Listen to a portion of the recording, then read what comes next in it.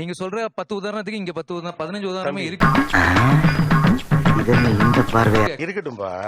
Dialogues எதுல எழுதுறாங்க? தங்கிலீஷ்ல பேசுறது தங்கிலீஷ்ல எழுதுறாங்க. மொழினா என்ன சார் சொல்லுங்க? மொழினா என்ன? மொழினா கண்டிப்பா வந்து ஒரு ஃபாண்ட் இருக்கணும். இசைனா இசை இதுக்குன்னு தனியா ஸ்கிரிப்ட் இல்லாத வரைக்கும் இது மொழி ஸ்டேட்டஸ் அடையவே இல்ல, முடியாது. உலகம் முழுக்க மலாய்னு ஒரு மொழி இருக்கு. மலாய்க்கு என்ன லெட்டர்ஸ் பயன்படுத்தப்படுது? ஈஸி ஈஸின்னு சொன்னா கொஞ்சம் சோம்பேறித்தனம் தான் அதோடைய பேஸா? அது சோம்பேறித்தனம்னு சொல்ல முடியாது.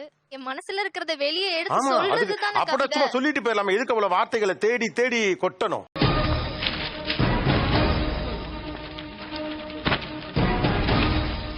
இவ்வளவு அற்புதமான ஒரு நுட்பமான விஷயத்த லிபி இருக்கிற நீங்க, ஸ்கிரிப்ட் இருக்கிற நீங்க அதுல எழுதுனா என்ன? இது ஐடியா இல்லாத பசங்க.